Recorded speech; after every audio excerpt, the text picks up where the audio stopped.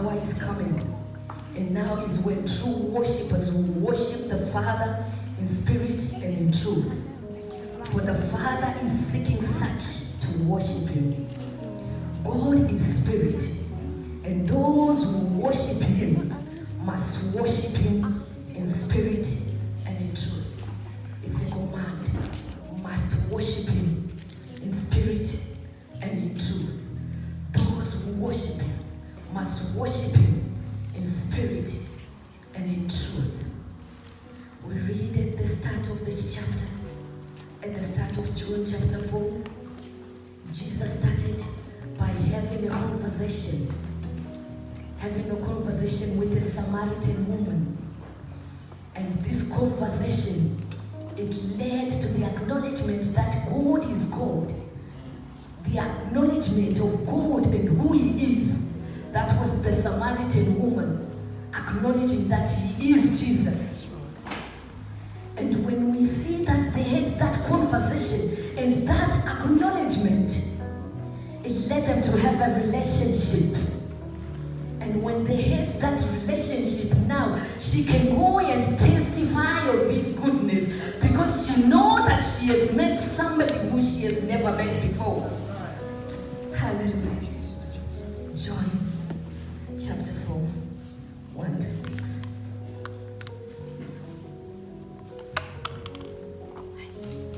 It says, therefore, when the Lord knew that the Pharisees had heard that Jesus had baptized more disciples than John, though Jesus himself did not baptize, but his disciples, he left Judea and departed again to Galilee.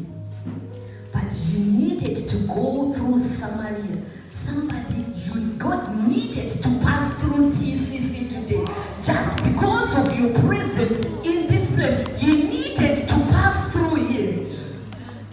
He said he needed to pass through Samaria.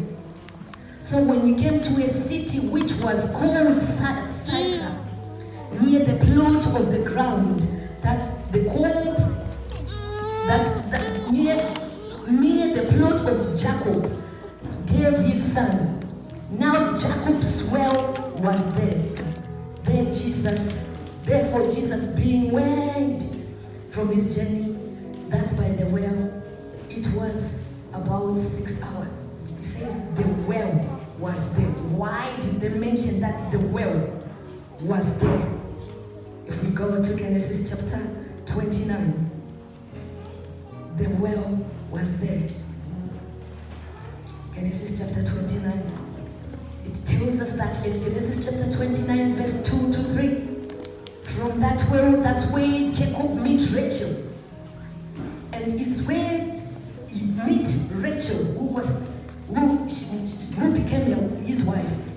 Verse 2, it says, and he looked up and saw a well in the field, and behold, there were 3 flocks of sheep laying on it. For out of that well they watered the flocks. A large stone was on the well's mouth. Now all the flocks who had been gathered there they would roll the stone from the well's mouth, water the sheep, and put back the stone in its place on the well's mouth. It's saying that there was a well. Now you got the foundation of the laying of where the well, how Jacob's well was. Now I bring it to significance why it is mentioned in John chapter 4. The Bible tells me that the stone that the builders rejected, it became the chief cornerstone. Amen. Hallelujah. Which means that if I am starting my true worship, I've got to start with the chief cornerstone. And then it tells us that the stone would have to be rolled away. When the stone is being rolled away, it brings me to resurrection power. When Jesus resurrected and the stone was rolled away. So now I have got the firm foundation of the cornerstone, and I have got the resurrected Christ. I am starting well with my true worship. I've got to start well with my true worship. I'm going to start well with my true worship. I know I've got the resurrected power backing me. And I know I have got the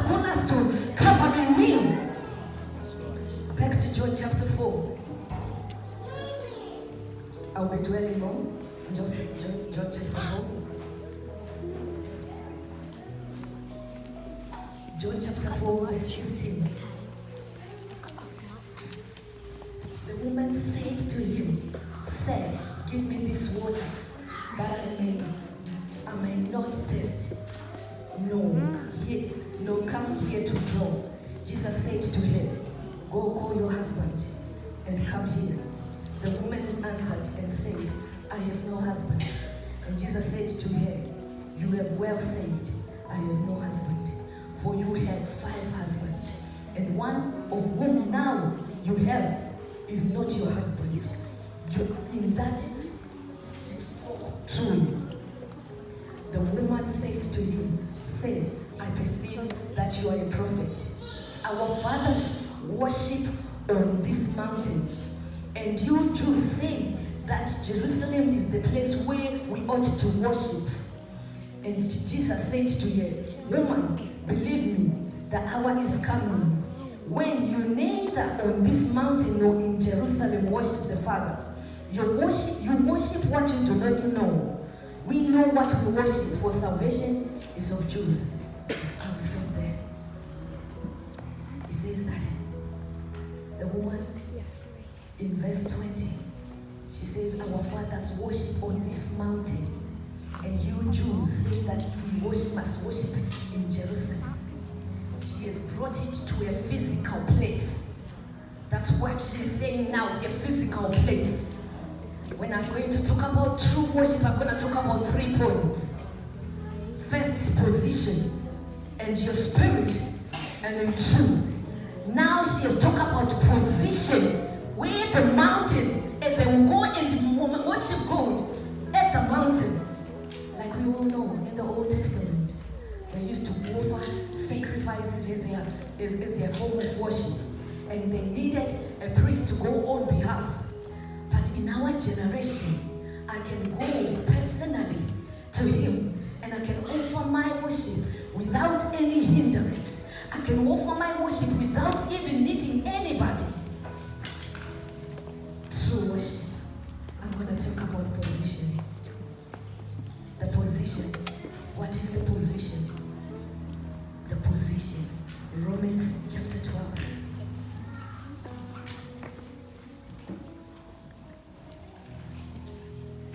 Verse 2, it says, "Do not be," from 1 actually.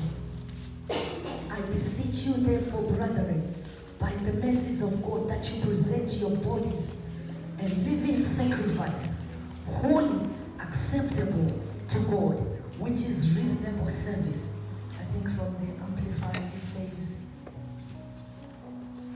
"I appeal you therefore, brethren, I beg you in view of all God's mercies, to make a decisive dedication of your bodies, presenting all members and faculties as a living sacrifice, wholly devoted, consecrated, and well-pleasing, which is your reasonable, rational, intelligent service and spiritual worship."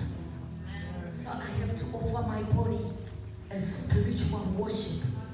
I have to offer my body as spiritual worship. And while I am offering my body, I have to be in the position that He has called me to be. The position He has called me to stand in worship. And that position is what God has called you to be. What has God called you to be? The position. Your position matters. Because your position is where your assignment is based on. And that position, that's where your grace is on. And that position, that's where all the anointing is. He says to Jeremiah, "Before you were born, I knew you and I ordained you a prophet." So you already know, before I was born, you already knew what I was going to become. If I want to be a singer and He has not made me to be a singer, He did not grace me with the grace to sing. Therefore, if I go there, I make noise. He says, offer spiritual sacrifices, which are acceptable. It can only be acceptable if you are standing on your position. If you are not standing on your position, it's not acceptable. He told to the 5 foolish virgins, He says, "Depart from you, I do not know you," because they had their position. He said to Adam and Eve, where are you? They have left their position of authority. It is important to keep your position in true worship. Keep your position. The calling that God has called you, stick to your calling, and God will bless you because you are standing in your position. In your position, God has deposited all the anointing, everything that I need, all the authority, everything is in my position. There are three people who knows your position. Yourself, God who have told you your position, and the enemy. God because he know what you are supposed to be. You because he had told you, and the enemy to obstruct you from going to where God wants you to be. You got to know your position and maintain your position. Maintain your position. In that position, God knows who I am. That position defines who I am. The man of God preached yesterday, and he said, he talked about Hagar, and you were asking God was asking Hagar, why have you run away? And he mentioned that God sees our everything. So if I move from my position, he knows that Shami, you have moved. He told the disciples, he said, go in the city, you will find a donkey. It is tied on the knot, exactly where the donkey was. He went there and he found the donkey. Hallelujah. And he told the woman that I will give you living waters. Living waters. Living waters. Which brings me to my second point. The Spirit. Living waters. In John chapter 7. John chapter 7, verse 37.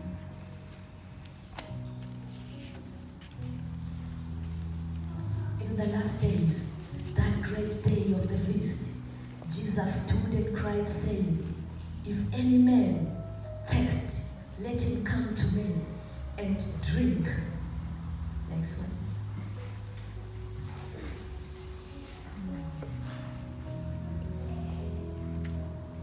If anyone thirsts, let him come to me and drink. He who believes in me, as the scripture has said, out of his heart will flow rivers of living water. But he spoke concerning the Spirit, whom those believing in him would receive. For the Holy Spirit was not yet given, because Jesus was not yet glorified.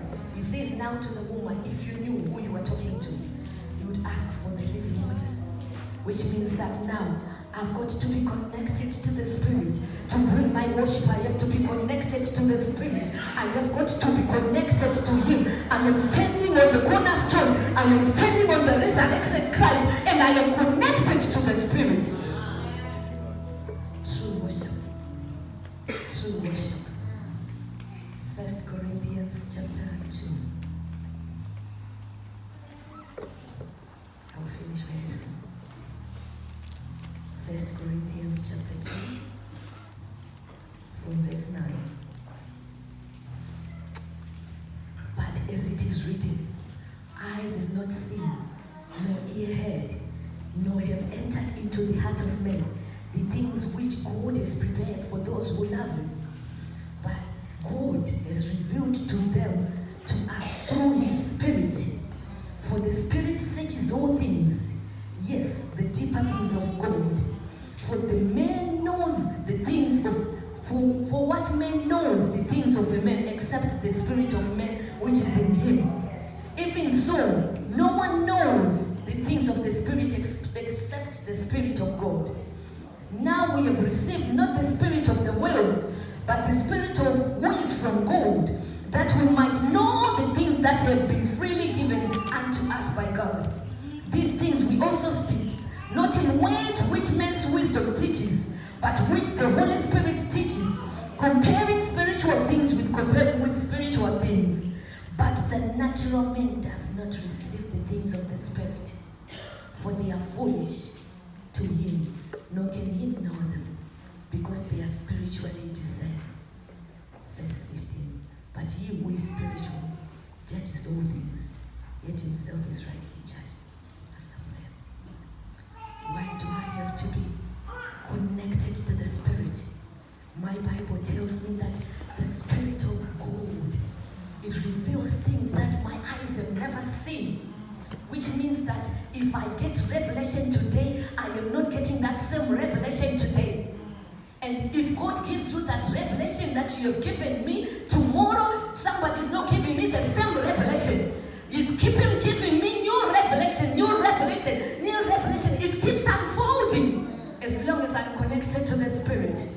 It keeps unfolding, unfolding new revelations over and over again.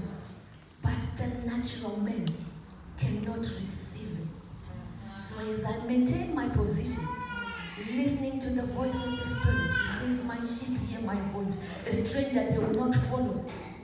I am following the voice of God. In following the voice of God, he's giving me wisdom combined with interpreting of spiritual things with new revelations unfolding and unfolding as I am connected to him. The natural man, although he can hear it, if you are not seeing the Spirit right now, you can listen to me and you can hear me, but you will not perceive what the Spirit is saying. The natural man cannot receive it. It's meaningless. It's nonsense before him. It doesn't profit him. He's not acquainted with that. Therefore, he does not even get any spiritual enlargement out of it. But God is asking us for true worship. True worship. Why again do I have to be in spirit? Romans chapter 8, 16. I love this.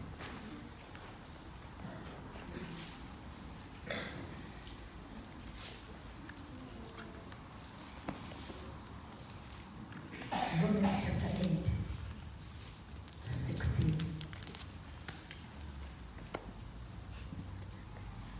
It says, the Spirit himself bears witness with our spirit that we are children of God.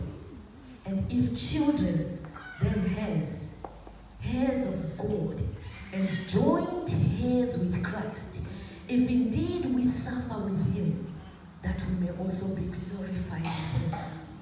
I have to be in the Spirit. And if I am in the Spirit, my spirit, in collective, it says our spirit, it bears witness. So if I bring it to plural, it means my spirit with his spirit connected is bearing witness that I am a child of God. And if I am a child of God, I am a heir of the kingdom, and I am jointed together with Christ. Mind you, I told you that we have to first have a firm foundation with the cornerstone. With the cornerstone and the resurrected one. And then I am joined together, hip to hip with him. Have you ever seen a man and a woman hip to hip together? Hey, when they look at each other, they already know what the other person is saying just by the eyes. Hey, God help us to come to that position. Amen. My spirit testifies together with his spirit, bringing assurance that I am a child of God. I am a heir of the kingdom. So if I am a child of God and I am a heir of the kingdom, which means I rule, isn't it? I rule. I take dominion. I have authority. Hey, everything that he has, I have it. Because I am joined with him. I rule. Because I am a child of God, I take authority. And when I am a child of God, I carry a name. I represent a name. I represent royalty. That's right. When I represent royalty, I just don't walk like anyhow. I walk like somebody who has got authority. Have you ever seen the queen walk? Just the way in which she walks and the way she just waves her hand. If I am a child of God, I have to walk with authority. With authority. And I carry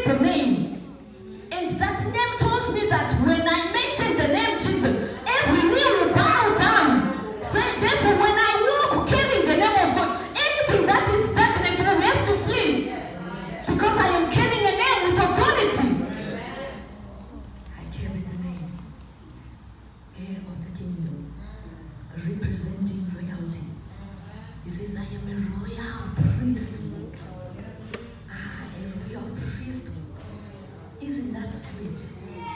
And when I am a royal priesthood, hey, it doesn't end only like there. There are things that I have to do. I have to behave in a certain way because I am carrying a name and I don't have to bring shame to that name. Because I am carrying the name, I just don't have to walk anyhow. I walk. I am carrying the name that is precious. Have you seen with the social media when Prince Harry was doing, misbehaving and everything?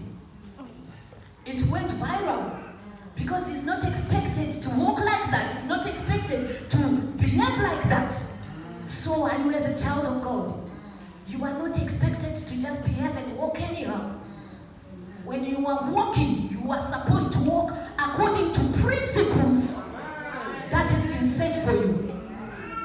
Which brings me to that third point. The truth. I'm nearly finished. I'm supposed to walk according to the principles that has been set before me. The Bible says that the word of God is the truth.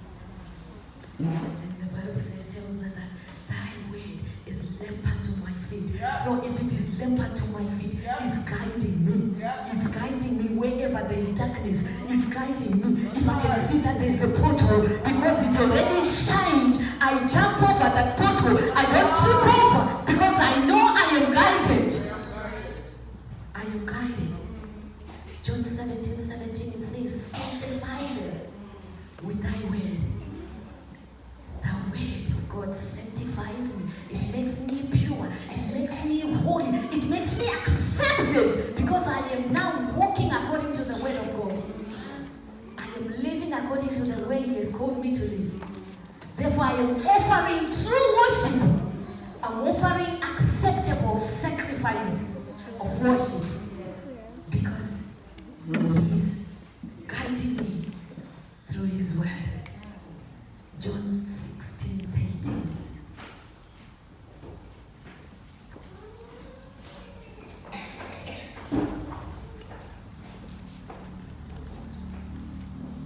However, when He, the Spirit of truth, has come, He will guide you into all truth. For He will not speak of His own authority, but whatever He hears, He will speak, and He will tell you things to come. He will glorify me, and He will take of what is mine and declare it to you. And all that the Father has are mine. Therefore I say that He will also take of mine and declare it to you. He says He brought the Spirit back there. When the Holy Spirit comes, verse 18, the Spirit of truth. So the Spirit and truth cannot be separated. I cannot just speak in tongues and not walk according to the truth. I cannot separate the two Marys each other. They have to be together. When I walk with the two, I glorify the Father. And when I'm glorifying the Father, now He says that I have offered true worship. He now reveals things to come. We need to walk according to the truth. What does the word of God say? The Bible says, I am the way, the truth, and the life. He is the way. He is directing my path. He is the way. He is directing my path. As He's directing my path, His word is aligning me, keeping me in check. Am I still at my position? Am I still offering true worship? Am I still worshiping acceptable sacrifices? Am I still operating under the anointing and the grace that God has called me? Or I am becoming stressed, pulling something that God has not called me to be, and I'm trying and I'm failing and I'm getting frustrated. Am I in line with the word of God? It's like a sat nav, the word of God. When you are lost, those who drive, it says, turn around when possible. Turn around when possible.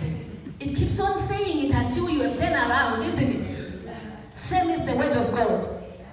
It still speaks. But whether you receive it is another thing. Whether you do the turnaround, you have to do the action of turning around.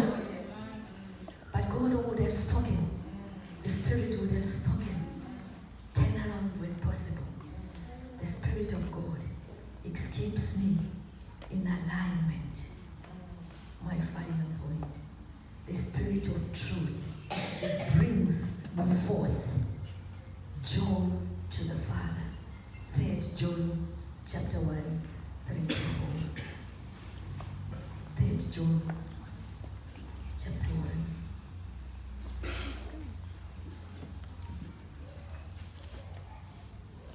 For I rejoice greatly when brethren came and testify of the truth that is in you. Just as you walk in truth, I have no greater joy than to hear that my children walk in truth. There's nothing that brings joy to the Father, knowing that when we are walking in truth. We are walking according to the word of God. We are walking according to what He has said us to be. We are walking in truth. Now back to the Samaritan woman. The Samaritan woman, when he encountered Jesus, and God told him everything that was about him, because she had encountered, now she decided, I'll offer true worship. I'll offer true sacrifice. She went around and started testifying. As long as you are a true worshiper, you cannot remain silent. As long as you are a true worshiper, offering true sacrifices unto God, you will not keep quiet. You will testify of His goodness. You will reveal His glory upon the land. You will reveal who He is upon the people. You will testify of His goodness. I leave you with the question. I believe we are all worshippers here, but who are we worshiping? That is a question you can answer yourself. Is there somewhere worshippers of Baal? They were worshippers. You might be a worshipper, speaking in tongues, quoting the scripture, but are you living according to it? Are you operating in your position? Are you doing that which He has called you to be? God is asking for true worship. Worshippers who worship us in spirit and in truth.